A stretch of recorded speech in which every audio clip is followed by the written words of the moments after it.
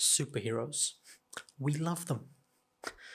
They've completely dominated our pop culture. Now, we love them so much that we love to parody them. When you think of a parody, you probably just think that it's just making fun, but it can actually be so much more than that.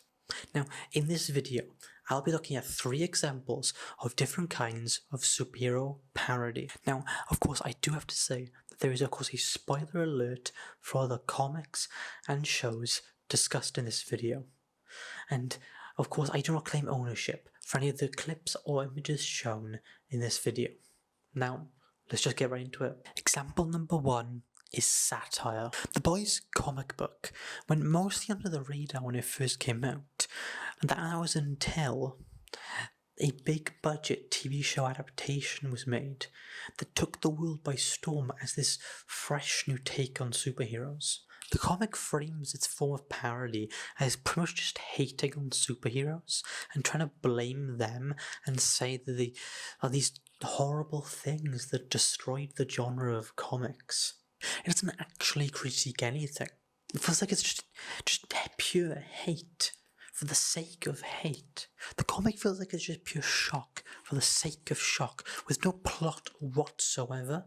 Now, each soap in the comic has this glaring flaw that's usually sexual for some reason. That the main protagonist exploit in some way to manipulate this soap. There's constant gore in every page. Now, the show, on the other hand, it's parodies so much. Yeah, sure, it is a superhero parody, but it parodies so much more than that. The show parodies superheroes, religion, celebrities, corporations, politics, athletes, so many things. The show is very heavy-handed with its parody. The show directly parodies certain real events, like the Kendall Jenner BLM Pepsi ad, which the show pretty much just recreates. It was even mentioned by the show's creator that the main villain, Homelander, is partially inspired by Donald Trump. The show portrays these heroes in a very realistic world. It seems to just take these heroes and place them right in a world just like ours. Now, the reason why I classify The Boys as sort of a full-on satire is because it constantly makes fun of all these different things, and there's seemingly no love in its form of parody. The show doesn't really hate in the same vein as the comics. Superheroes seem to take a sort of backseat in this superhero show, and it more presents itself as this gory sort of political comedy drama that just so happens to exist in a world of superpowered celebrities. It seems to really hate on the issues of the real world, instead of hating on the issues of some fictional world. Example number 2 is Homage. Black Hammer is a comic book series that isn't really as popular as my other 2 examples, but it's equally as good and important. The characters in the comic all seem to sort of be inspired by other more popular comic characters. Abraham Slam seems to be sort of inspired by a combination of Captain America and the Golden Age Atom. Barbalian is a clear homage to Martian Manhunter. Golden Gale is clearly inspired by Shazam and Mary Marvel. Colonel Weird is based on characters like Adam Strange and Captain Comet. Madame Dragonfly is clearly a parody of old horror comic hosts. The comic also critiques the sort of tonal shift of comics between the 70s, 80s and 90s. It does this through the character of Abraham Slam, who has to sort of adapt to times as he grows older as a superhero. So he gets a cool new costume, and it's just like the sort of stuff you'd see in the 90s. And the government also creates this new character called the Slam, and their own sort of spin on Abraham, who's this sort of cool gun-toting vigilante. very sort of 90s.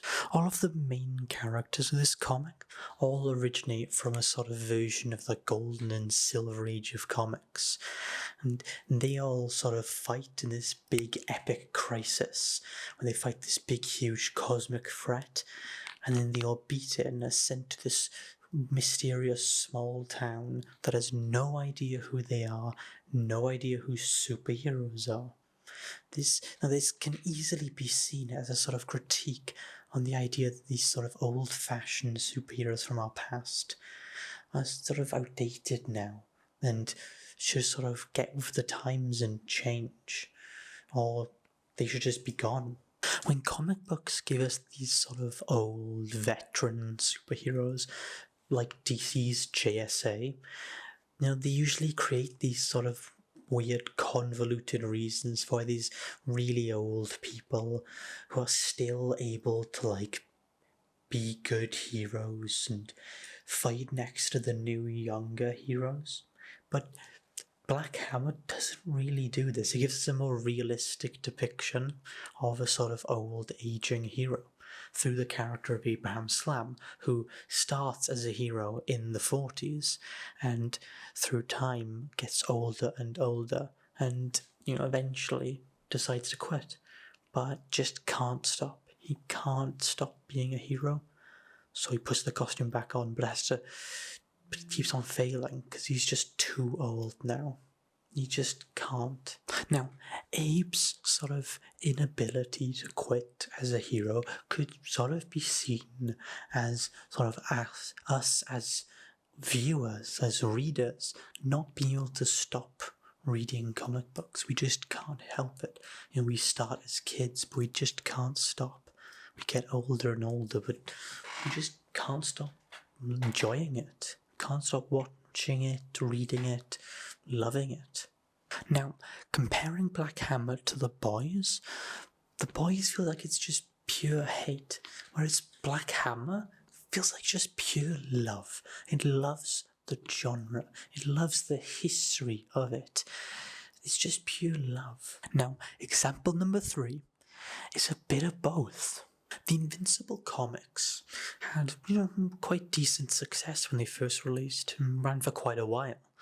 Over 100 issues, and then had multiple spin-offs. And then in more recent times, they released an animated series adaptation that, tries its best to fix any mistakes the comics did. Invincible's much more subtle than our other 2 examples with its form of parody.